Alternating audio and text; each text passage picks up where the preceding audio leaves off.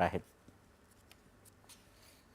लखनौ इथं उत्तर प्रदेश विधान भवनात आज 86व्या अखिल भारतीय पीठासीन अधिकारी संमेलनाचा प्रारंभ होतो आहे।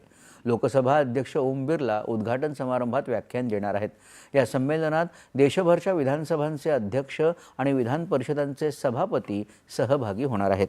या संमेलनात पीठासीन अधिकारी, सचिव आणि प्रतिष्ठित प्रतिनिधी कायदे निर्मिती प्रक्रिया, संसदीय प्रक्रिया, सदनाचं कामकाज सुरळीत चालवण्याच्या पद्धती, सुशासन आणि विद्यमान कायदेशीर मुद्द्यांवर अशा विविध मुद्द्यांवर उहापोह करणार आहेत। नागरिक केंद्रित कायदा प्रक्रियांसाठी अद्ययावत तंत्रज्ञानाचा उपयोग करून घेण्याविषयीही या 3 दिवसीय संमेलनात चर्चा होणार आहे।